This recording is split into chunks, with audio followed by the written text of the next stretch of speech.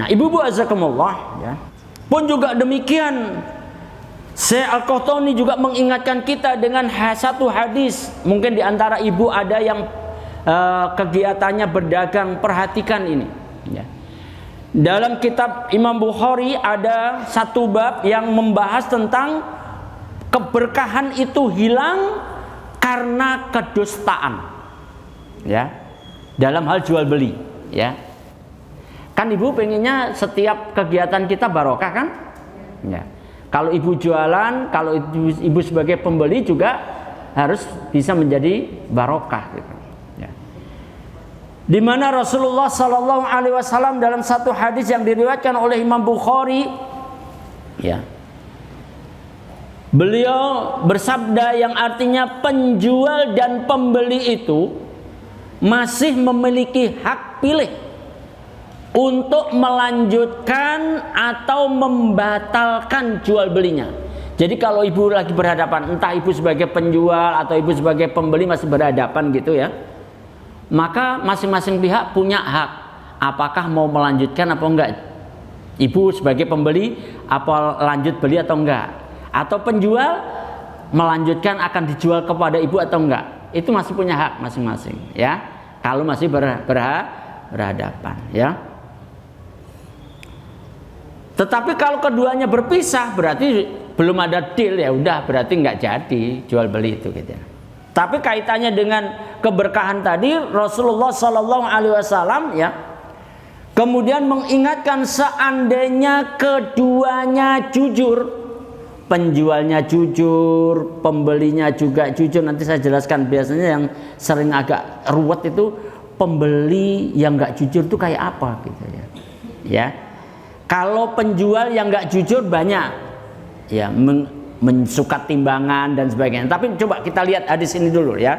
Seandainya ya keduanya itu jujur dan kemudian khususnya bagi penjual menjelaskan aib barangnya. Menjelaskan aib barangnya itu apa, Bu? Cacat barangnya dikasih tahu kepada calon pembelinya, Bu. Ini ada cacatnya, Bu. Ini ada kekurangannya begini, ya. Seandainya penjual itu menjelaskan aib barangnya, maka jual beli itu barokah, diberkahi oleh Allah, ya. Akan tetapi kata Rasulullah, jika penjual itu kemudian menyembunyikan cacat barangnya, ada cacatnya tapi dikata mulus kok, Bu, ini, Masya Allah, baru mau dilihat sama calon pembelinya, udahlah percayalah, Bu, mulus ini, Masya Allah, ya. Dan kemudian melakukan kedustaan penjual. Kalau dusta itu begini, Bu, dusta ya, Bu, modalnya aja belum sampai, padahal sudah dapat keuntungan. Dia sebenarnya hanya pengen untuk mendapatkan keuntungan yang lebih.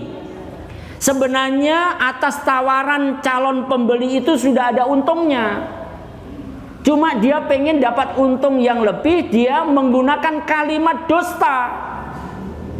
Kedustaannya apa? Dia mengungkapkan dengan kalimat modalnya saja belum nyampe, padahal dia sudah dapat untung kalau dilepas, ya. Nah, Ibu rahimakumullah, kalau kedustaan pembeli gimana, Bu, kira-kira? Kalau kedustaan dilakukan oleh pembeli, pembeli itu cenderungnya pengen apa? Dapat harga semurah-murahnya, betul? Nah, itu salah satunya, ya. Di toko sana aja lebih kok murah, padahal dia nggak ke sana. Atau kemudian menjelek-jelekan barang yang akan dibelinya, padahal dia tahu barang ini bagus.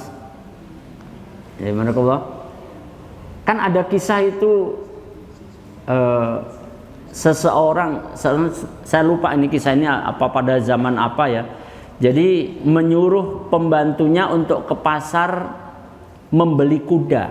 tuannya ini butuh kuda, tuannya ini soleh ya. Begitu di pasar dilihat kuda, ada kuda bagus, dijual murah. Katakanlah harusnya kuda itu harga 100 juta gitu ya.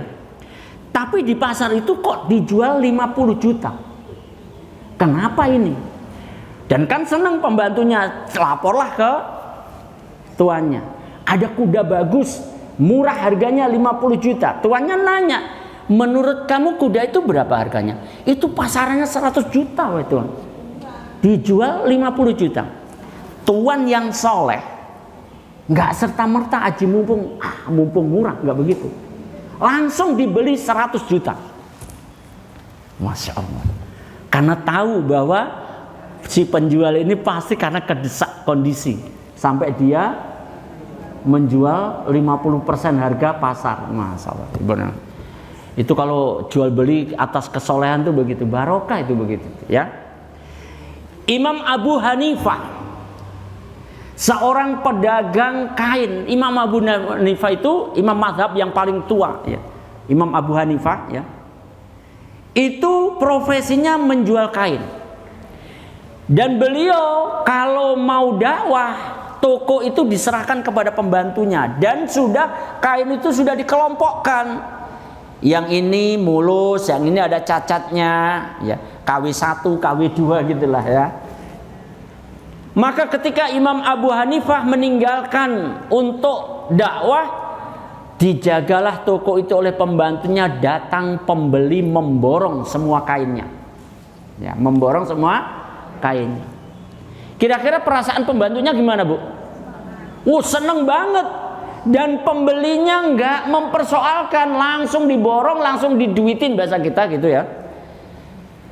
Karena saking senengnya pembantunya lupa pesen Imam Abu Hanifah, kain yang cacat tolong dijelaskan ya. Karena saking senengnya diringkeslah barang itu. Imam Abu Hanifah pulang dengan sukaria melaporkan barang sudah habis terjual wahai Imam. Kok bisa begitu? Iya, diborong orang. Imam Abu Hanifah cuma nanya, yang ada cacatnya kamu jelaskan apa enggak? Lupa wahai Imam karena diborong. Coba bayangin, apa reaksi Imam Abu Hanifah? Seluruh penjualan hari ini, kain-kain yang sudah terjual semuanya, sodakohkan semuanya. Aku nggak mau makan dari barang yang coba. Padahal itu kan sah-sah aja sebenarnya. Takut kalau nggak barokah. Karena keberkahan tadi kalau penjual sanggup untuk menjelaskan cacat barangnya. Kalau cacatnya disembunyikan bahkan melakukan kedustaan, maka keberkahannya dicabut oleh Allah Subhanahu wa taala. Nah, ibu-ibu azakumullah, luar biasa ini ya. Dan kemudian ibu azakumullah ya, satu hal ya yang tadi saya singgung sedikit, hati-hati ya, berkaitan dengan mimpi ya. Berdusta dalam menceritakan mimpi. Ternyata ada loh Bu, berdusta tapi kaitannya dengan mimpi ya. Rasulullah sallallahu alaihi wasallam menyatakan dalam satu hadis sabda beliau ya, yang diriwayatkan oleh Imam Bukhari, yang artinya barang siapa yang mengaku-ngaku bermimpi. Mengaku-ngaku bermimpi berarti nggak bermimpi kan? Mengaku-ngaku bermimpi melihat sesuatu yang tadi saya gambarkan, baru saya mimpiin ya. Padahal nggak mimpi ya. Mengaku-ngaku bermimpi melihat sesuatu sedangkan dia tidak memimpikannya, maka dia akan diperintahkan untuk mengikat 2 butir gandum. Dan kata Rasulullah, pasti dia nggak mampu ya. Ibu bisa nyoba nanti kalau di rumah ngikat 2 butir gandum itu. Kalau nggak dapat gandum ya coba 2 beras, ambil 2 butir, ibu coba mengikatnya. Tapi tolong jangan jangan begitu ya. Karena Rasulullah menyatakan pasti dia nggak akan mampu, itu maksudnya adalah dia akan mengalami kesulitan. Ya. Jadi orang yang mengaku-ngaku mimpi padahal dia nggak mimpi, hukumannya nanti dia di akhirat disuruh ngikat 2 butir gandum dan dia tidak akan bisa melakukannya. Ya. Dan hadis ini disambung oleh Rasulullah Sallallahu Alaihi Wasallam berkaitan dengan kebiasaan nguping. Apa itu nguping? Barang siapa yang mendengarkan pembicaraan orang lain sedangkan mereka tidak suka kalau bicaranya didengerin. Ada orang yang suka nguping pembicaraan orang lain, padahal yang lagi bicara nggak suka kalau didengar orang lain, ya. Maka nanti pada hari kiamat orang yang suka nguping itu telinganya akan dituangkan atau dicor dengan timah yang mendidih. Ya, maka jangan suka nguping. Bahkan kemudian yang ketiga dalam hadis ini juga berkaitan dengan orang yang suka melukis. Perhatikan ini ya. Melukis, ya. Barang siapa menggambar makhluk hidup, gambar orang, gambar ya. Nanti persoalan foto itu ada perbedaan pendapat saja, ya. Foto itu mengabadikan bayangan. Jadi kalau ibu saya bidik dari sini, nah bayangan ibu masuk pada kamera saya tekan celak, saya abadikan. Itu namanya foto. Kalau menggambar itu bagaimana? Menggambar itu menuangkan imajinasi. Ibu berpikiran wajah Mukson itu kayak ngono kuwi lho. Terus ibu nyoret-nyoret gini. Kemudian begitu ibu sudah selesai nyoret, oh ya persis wajahnya Mukson. Begitu disampaikan ke ibu yang lain, lu kok begini sih wajahnya Mukson? Enggak begitu. Itu namanya gambar. Menuangkan pikiran ibu dalam bentuk garis-garis, ya. Kemudian membentuk gambar. Kalau bentuk gambar itu makhluk hidup, orang, binatang, maka nanti ada risikonya di akhirat. Ya. Hukumannya apa? Kepada orang yang suka ngelukis seperti itu akan diperintahkan untuk meniupkan roh kepada hasil lukisannya. Bisa nggak kira-kira? Nggak akan bisa. Ya. Bukan haknya manusia untuk meniupkan roh. Itu hukuman. Nah, Ibu Bazakumullah, satu penutup kedustaan itu juga ada dimimpikan oleh Rasulullah Sallallahu Alaihi Wasallam. Hukumannya, ya. Suatu ketika Rasulullah Sallallahu Alaihi Wasallam dalam mimpinya ditemui oleh 2 malaikat Allah. Kemudian Rasulullah diambil atau dipegang kedua tangan Rasulullah, kemudian diajak jalan. Kemudian di perjalanan Rasulullah ditampakkan ada 2 orang. Yang satu memegang ganco. Apa itu ganco, Bu? Ganco itu besi yang melengkung gini, ujungnya lancip. Ya, ada biasanya ini untuk menggemburkan tanah atau untuk menggempur batu, biasanya begitu ya. Yang satu orang lagi duduk. Dan dilihat oleh Rasulullah orang yang memegang ganco itu kemudian mengganco mulut orang yang lagi duduk.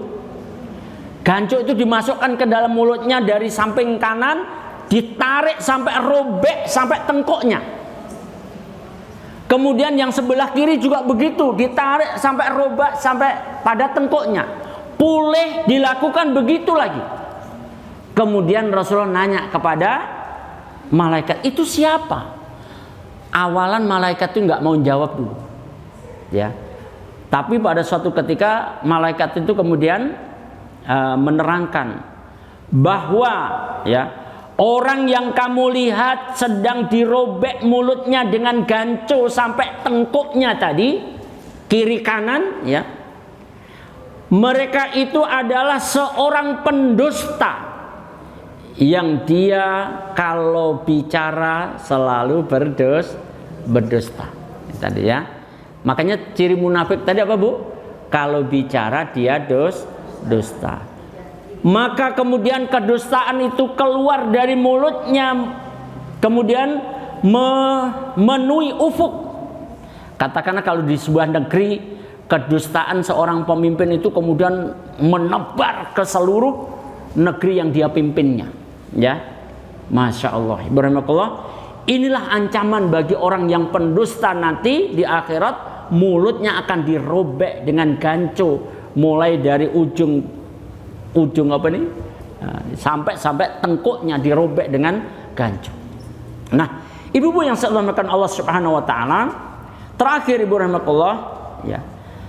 Tadi secara umum dusta itu haram.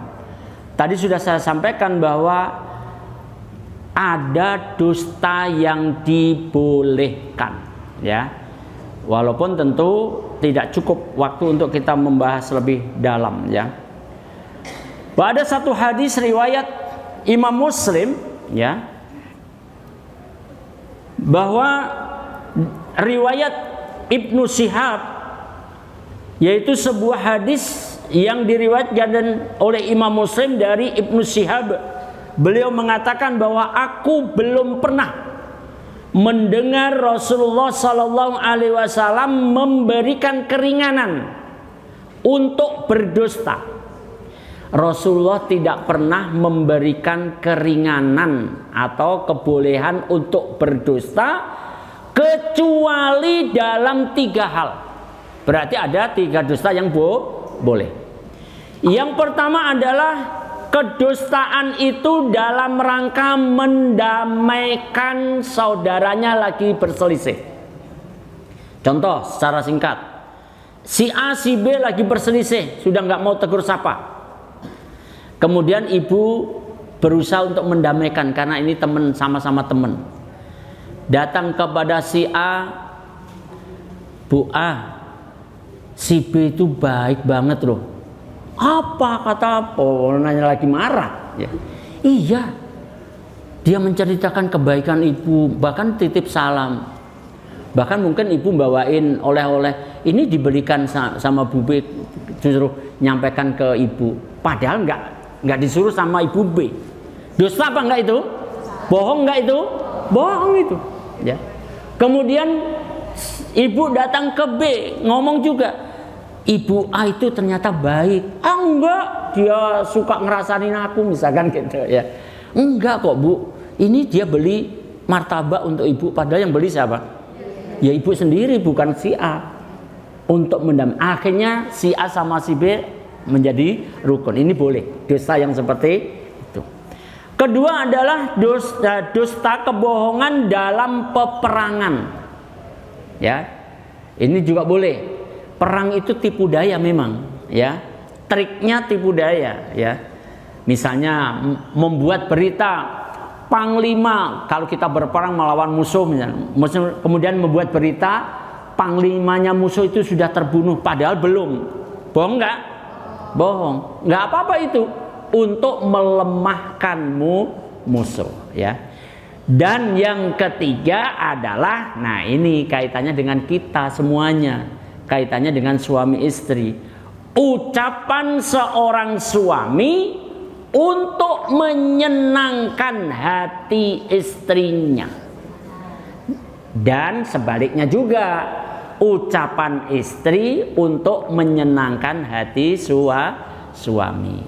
Yang tempo hari pernah saya berikan contoh, kalau ibu dibelikan baju cocok modelnya, seneng coraknya, ternyata warnanya ibu nggak suka, ingat ya, yang membelikan suamimu itu, ya, buat senang hati suamimu, walaupun kamu nggak cocok dengan warnanya, atau mungkin bunda malah benci dengan warna itu, tapi ini yang membelikan suami.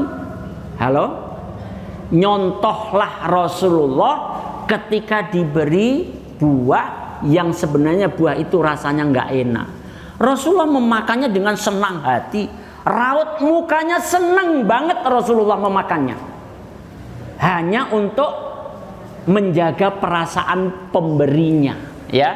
Senang banget, hati suami senang, masya Allah, istriku senang aku belikan baju, padahal dongkol banget suami istrinya, beli baju warnanya kayak begini, ya. Ingat ya Bu, kebohongan boleh. Ibu nggak suka sebenarnya, tapi ibu mengatakan kepada suami, alhamdulillah seneng aku baju ini. Padahal hatinya lagi dongkol, nggak seneng warnanya. Jangan lakukan untuk kejujuran. Kalau yang seperti ini jangan jujur. Ibu bohonglah untuk menyenangkan hati suami. Sebaliknya juga begitu. Suami nanti gimana ya ibu kalau nasihatin suami? Ya, suami itu kadang ya juga celetukannya luar biasa. Istrinya udah capek-capek masak, nggak bisa ngukur garamnya apa ya? Masa ngapain sih begitu? Ya Pak, kita ini suami loh Pak. Ngapain? Coba ngapain kita mengeluarkan kalimat begitu? Tidak adakah kalimat yang baik supaya hati istri seneng gitu? Dek, nanti garamnya dikurangi ya, atau nanti garamnya ditambahin ya, kan enak. Kenapa harus mengungkap? Nggak bisa ngukur garam apa ya? Masa udah lama kok nggak bisa ngukur garam? Wah panjang banget. Nyakitin hati istri yang seperti itu, ya. Berdustalah, ya nggak apa-apa, ya. Oh enak makanannya. Kalau perlu ditambah dengan cara biasanya nggak nambah, sekarang nambah. Wah hati istri masih berbinar-binar. Masakan enak ya Pak ya? Mas, masaknya enak ya? Iya enak, padahal Masya Allah masih enak warteg padahal. Tapi nggak diungkapkan, semata-mata menjaga supaya hati istri senang. Bohong padahal ya, tapi itu dibolehkan. Baik ibu-ibu azakumullah, seperti halnya tadi yang saya sampaikan bahwa membahas dosa-dosa lisan itu butuh waktu panjang kalau satu persatu. Tapi ingat tadi dasarnya Rasulullah sudah mengingatkan ada perbuatan lisan yang tergolong dosa besar yang paling besar. Apa itu? Perkataan dusta. Ya, perkataan dusta. Kemusyrikan juga melibatkan lisan. Durhaka kepada orang tua juga melibatkan lisan. Mudah-mudahan di sisa waktu kita yang tak akan lama kita mesti harus menghadap Allah, ya. Siapa di antara kita yang lebih dulu ngacung mau? Sudah siap Bu.